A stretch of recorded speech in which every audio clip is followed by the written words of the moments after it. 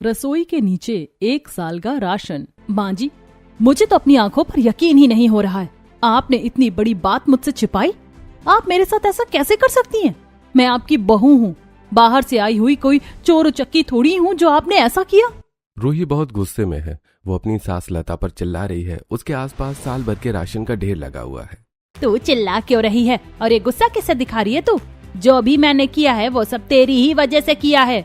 मेरी वजह से? ऐसा क्या कर दिया था मैंने जो आपको ये सब करना पड़ गया? रूही गुस्से में लता से झगड़ रही थी। तभी सीढ़ियों से रूही की नंद तारा आती है। तारा अपनी माँ और भाभी को लड़ते हुए देखकर चौंक जाती है। माँ, क्या भाभी को हमारा सीक्रेट पता चल गया? मुझे सब पता चल गया है तारा। अच्छा, मतलब ये बात आप दोनों को पता थी और आप लोगों ने मिलकर मुझसे ये बात छिपाई। मेरे पीठ पीछे इस घर में मेरे खिलाफ ये साजिश रची जा रही थी। मैं सब समझ गई हूँ। आखिर रूही किस साजिश की बात कर रही थी? वो इतने गुस्से में क्यों थी? और इन लोगों के पास साल भर का सारा राशन क्या कर रहा था? वो राशन कहाँ से आया? ये जानने के लिए चलिए कहानी में पीछे चलते हैं। अरे क्या हुआ जानकी, तू ऐसे क्यों रो रही है? बहू तेरी सेवा कर रही है ना? लता और तारा। लता देवरानी जानकी के घर उनसे मिलने गई हुई थी। लता और जानकी घर के आंगन में चारपाई पर बैठकर बातें कर रही थी। तभी अचानक जानकी रोने लगती है। क्या बताऊं दीदी, कैसी सेवा कर रही है वो मेरी। अभी 2 महीने ही हुए हैं ना तेरी बहू को हनीमून से लौटे हुए। वो तो तुझे अच्छा अच्छा बनाकर खिला रही होगी। हाँ दीदी, बहू बना बना कर तो खिला रही है। हाँ तो इसमें रोने वाली क्या बात है?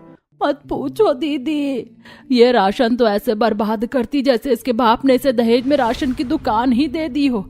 आपको पता है दीदी, 1 महीने का राशन हम लोग 4 लोग मिलकर 2 महीने तक चलाते थे। लेकिन जब से बहू ने रसोई संभालना शुरू किया, महीने भर का राशन 15 दिन में ही खत्म हो जाता है। क्या कह रही है तू? 15 दिन में? हाँ दीदी, सब्जी में तो जैसे तेल की नदियाँ बहा देती है। और आटे का क्या बताओ, कुटा हुआ आटा बेकार में बर्बाद करके फेंक देती है। तो तूने उसे कुछ बोला नहीं? उसे टोकना चाहिए था ना। अरे मैंने कल ही उसे टोका था, लेकिन जैसे ही मैंने मैडम जी को टोका, वो तो तुरंत अपना बैग पैक करके अपने मायके जाने को तैयार हो गई। अब तुम ही बताओ मैं क्या करूं? तारा जो पास ही खड़ी ये सब सुन रही थी, वो चारपाई पर बैठती है। उसके चेहरे पर डर और चिंता के भाव आ जाते हैं। लता भी सोच में पड़ जाती है।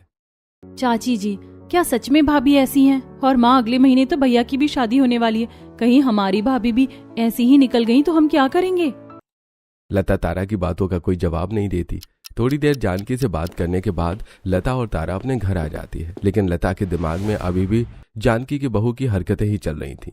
रात में जब लता सोने के लिए जाती है तब उसे नींद नहीं आती। वो बार बार करवट बदलती है और सोचती है, मैं एक एक राशन को हिसाब से चलाती हूँ, लेकिन अगर मेरी बहू भी जानकी की बहू की तरह राशन बर्बाद करने वाली आ गई तो मेरा क्या होगा? मेरे अर्जुन की सारी कमाई तो ऐसे ही लुट जाएगी। नहीं नहीं, मुझे कुछ तो उपाय करना ही पड़ेगा। शादी से पहले ही कोई पुख्ता इंतजाम करना होगा।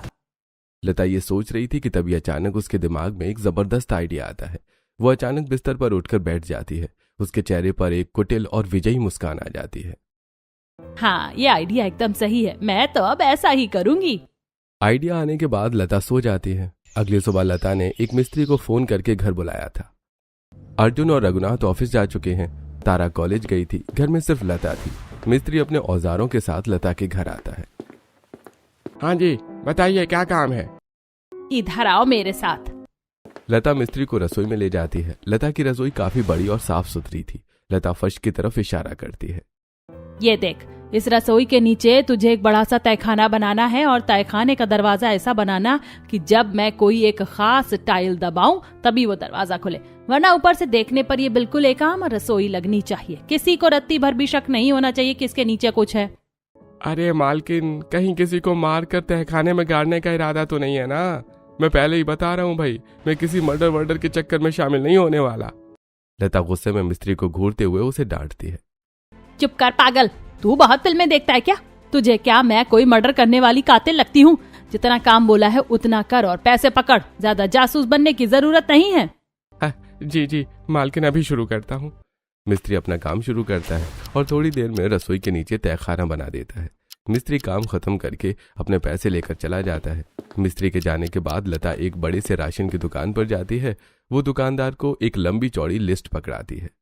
भैया ये पूरी लिस्ट देख लो, मुझे पूरे 1 साल का राशन चाहिए। चावल, दाल, आटा, चीनी, तेल के कनस्तर, सब कुछ एकदम बढ़िया क्वालिटी का होना चाहिए और आज ही मेरे घर पहुंच जाना चाहिए।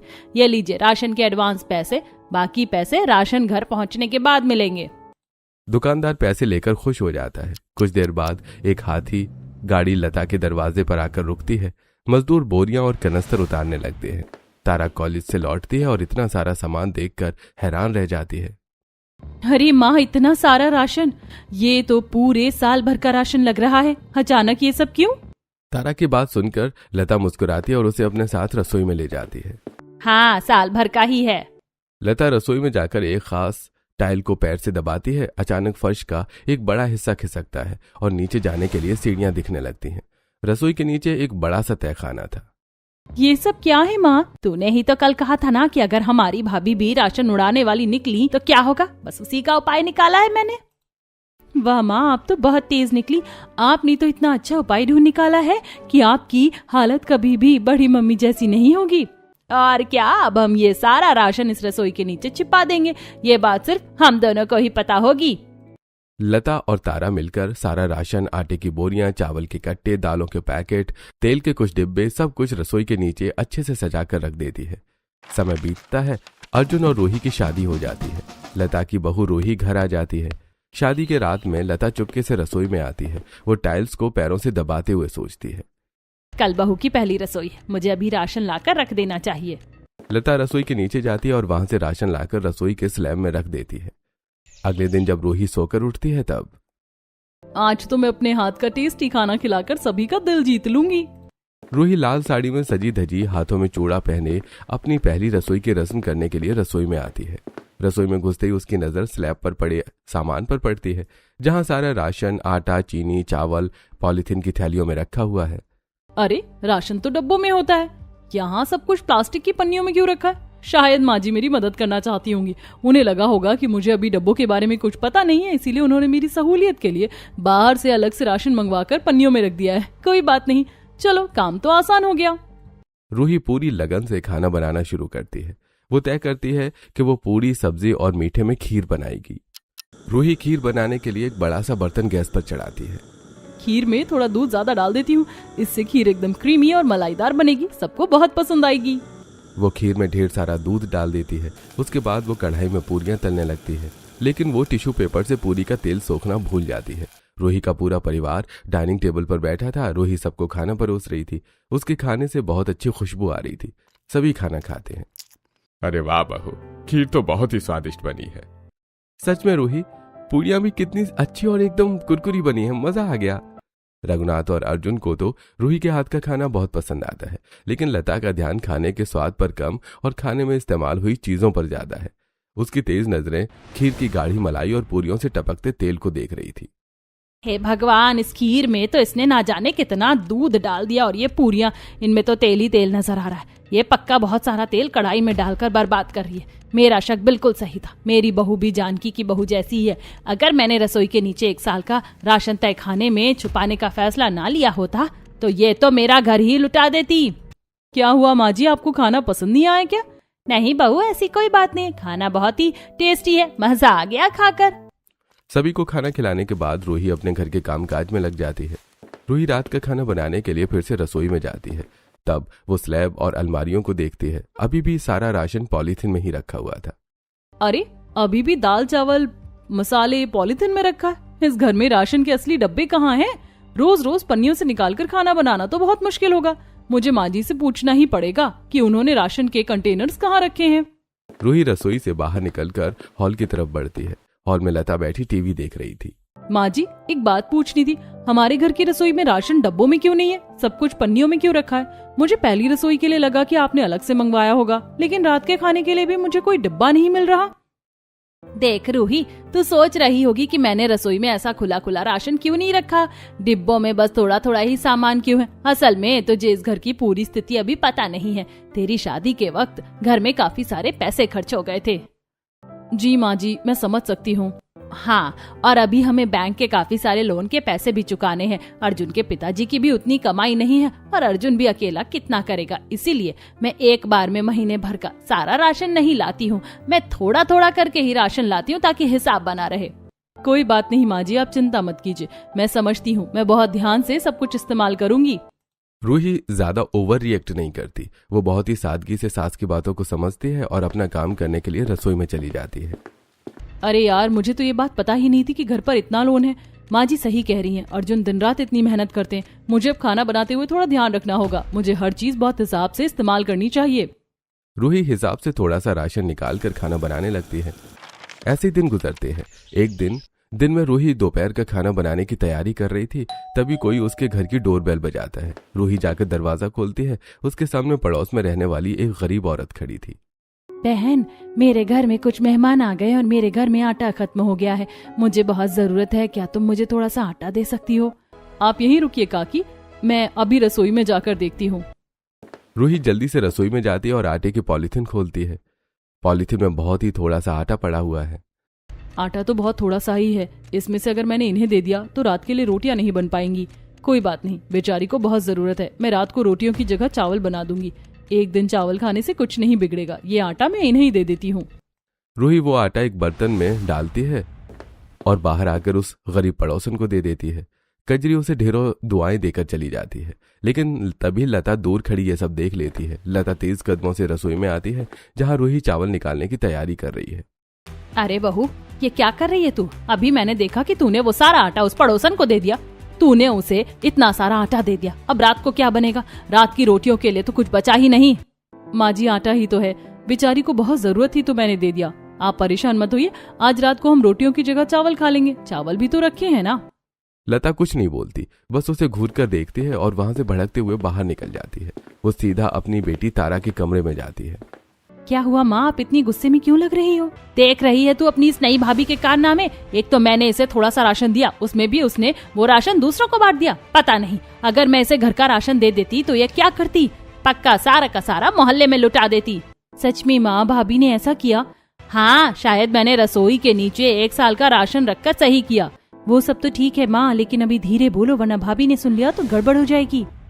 तारा की बात सुनकर लता चुप हो जाती है और वो अपने कमरे में आ जाती है। अगले दिन रूही हाथ में थैला लिए बाजार में सब्जी खरीद रही थी, तभी उसकी मुलाकात एक दूसरी पड़ोसन शोभा से होती है। अरे रूही, तुम भी सब्जी लेने आई हो? हाँ आंटी, बस ताजी सब्जियां देखने आई थी।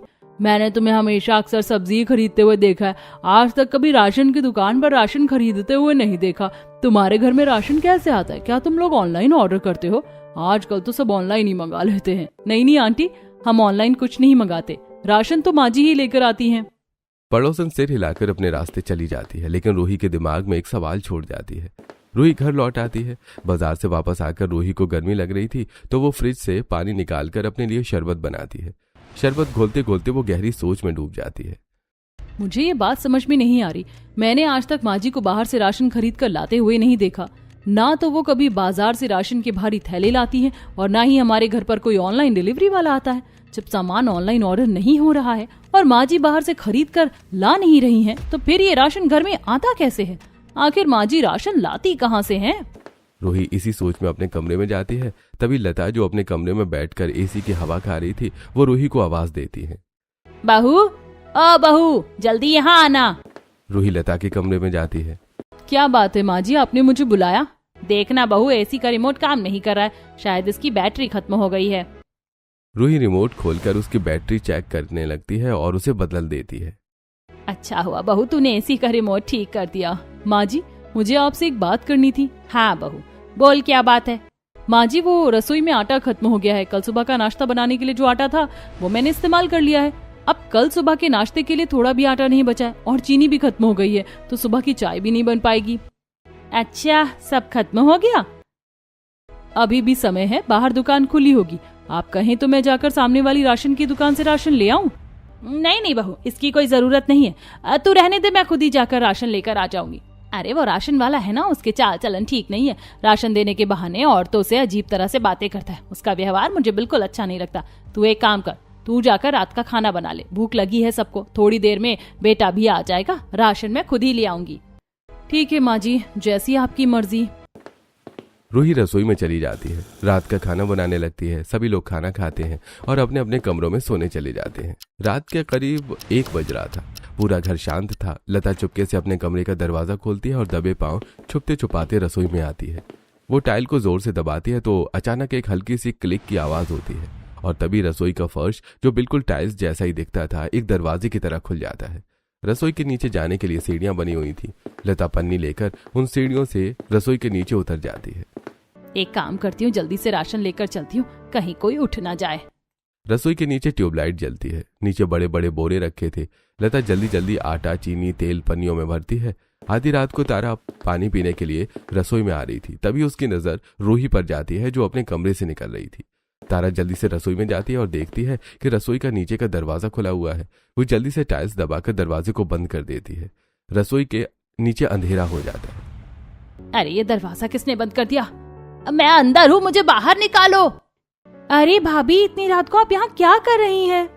रसोई के दरवाजा बंद होते ही लता काफी घबरा जाती है। तभी तारा लता को सिचुएशन समझने के लिए रूही से जोर जोर से सवाल पूछती है। तारा, तुम्हारे भैया को इतनी रात में मैगी खानी है तो उनके लिए मैगी बनाने के लिए आई हूँ। रूही मैगी बनाना शुरू करती है। वहीं रसोई के नीचे बंद होने की वजह से लता पसीने से पूरी तरबतर हो गई थी। उसे सांस लेने में तकलीफ हो रही थी और उसे घुटन महसूस हो रही थी। कोई दरवाजा खोलो, मेरा दम घुट रहा है, भगवान मुझे बचा ले। ऊपर रसोई में तारा को लता की हालत का अंदाजा था। अरे भाभी, इतनी रात को मैगी कौन खाता है? भैया को बोलो ना कुछ और खा ले, चिप्स वगैरह रखे होंगे वो खा ले। नहीं तारा, उन्होंने तो मुझे कहा है कि मैगी बना कर लाओ। मुझे मैगी बनानी पड़ेगी, वरना तुम तो जानती हो ना भैया को। ठीक है भाभी, आप जल्दी से मैगी बना लीजिए। रूही जल्दी से मैगी बनाती है और मैगी को कटोरी में डालकर वापस अपने कमरे में चली जाती है। रूही के जाते ही तारा चैन की सांस लेती है और जल्दी से रसोई के नीचे जाने वाला दरवाजा खोलती है। रसोई के नीचे वाला दरवाजा खुलते ही लता पसीने से लथपथ, हांफते हुए और बुरी तरह घबराई हुई बाहर निकलती है। वो जमीन पर बैठ जाती है। अरे पागल लड़की, ये क्या किया था तूने? मुझे मारने का इरादा था क्या? मुझे अंदर बंद कर दिया तूने। माँ, मैंने आपको अंदर बंद नहीं किया था। वो तो रूही भाभी रसोई में आ गई थी और रसोई के नीचे जाने वाला रास्ता खुला था, इसीलिए मुझे जल्दी में दरवाजा बंद करना पड़ा। क्या रूही आ गई थी? हाँ माँ, वो मैगी बनाने आई थी। आपको तो मुझे थैंक यू बोलना चाहिए जो मैंने आपके सीक्रेट को बाहर आने से बचा लिया, वरना अगर भाभी को पता चल जाता तो सोचिए क्या होता। हाँ, चल अच्छा किया तूने। अब तू जा यहाँ से, मैं राशन रख देती हूँ और फिर सो जाती हूँ। लता राशन रखती है और दोनों अपने अपने कमरों में चली जाती है। ऐसे ही दिन गुजरते हैं। एक दिन तारा की कुछ सहेलियां घर आती हैं। तारा उनसे बातें करते हुए उन्हें अपने कमरे में ले जाती है। चलो चलो मेरे कमरे में बैठो, हम आज पार्टी करेंगे। मैं पास्ता बनाकर लाती हूँ, फिर मजे करेंगे हम लोग। तारा रसोई में जाती है और देखती है कि रसोई में पास्ता खत्म हो गया है। पास्ता तो है ही नहीं है, बाहर से पास्ता लाने में तो काफी टाइम लग जाएगा। एक काम करती हूँ, रसोई के नीचे जाकर पास्ता ले आती हूँ।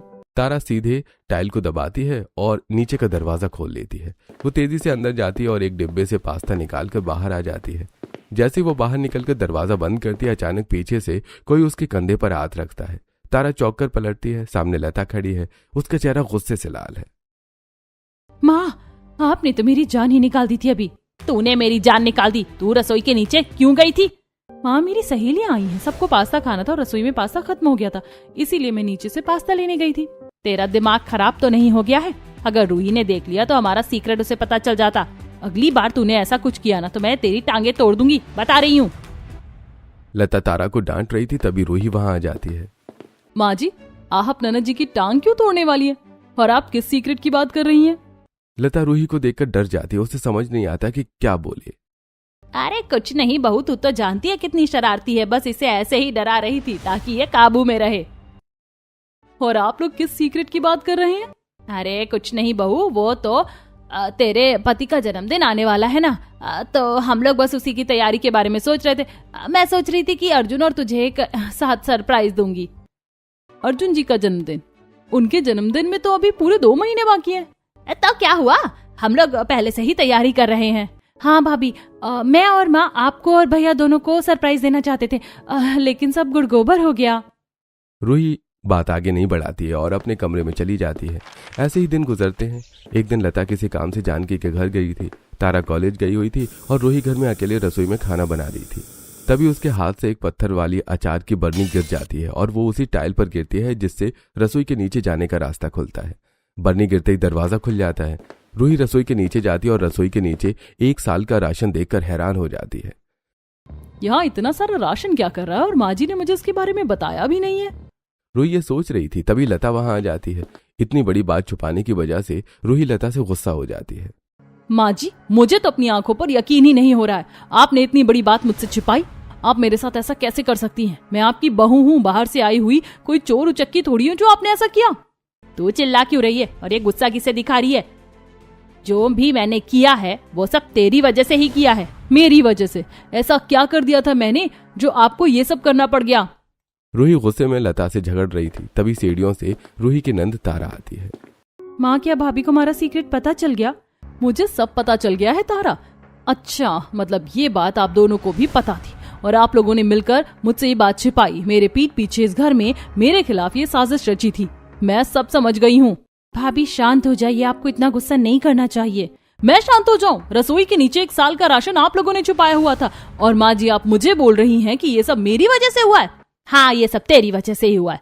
तू ही तो है जो हर वक्त अपना राशन दूसरों को दान करती रहती है। अगर तुझे पता होता कि हमारे पास इतना राशन है तो तू पता नहीं सारा राशन उठाकर हर किसी को दान कर देती। मुझे समझ नहीं आ रहा आप मेरे बारे में ऐसा कैसे सोच सकती है।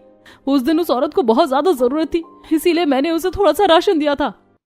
बहू, तूने पहली ही रसोई के दिन इतना सारा दूध डालकर खीर बनाई थी और पूरी कितने सारे तेल में बनाई थी बता? तूने तो आते के साथ ही मेरा राशन उस दिन ही कितना खाली कर दिया था। माँ जी, उस दिन मैंने खीर में दूध इसीलिए ज्यादा डाला था ताकि खीर थोड़ी गाढ़ी और क्रीमी बने, सबको अच्छी लगे। और मैंने तो थोड़े से तेल में ही पूरी छानी थी, बस मैं उसे टिश्यू पेपर पर सोखना भूल गई थी। आपने मुझे बिना जाने मुझे जज कर लिया। बताइए माँ जी, आपने ऐसा क्यों किया? इतना कहते कहते रूही का गला भर आता है और वो बहुत रो रही थी।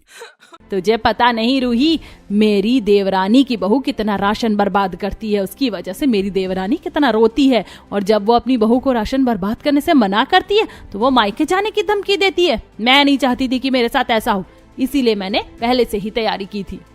लेकिन आप किसी और को देखकर अपनी बहू के साथ ऐसा कैसे कर सकती है?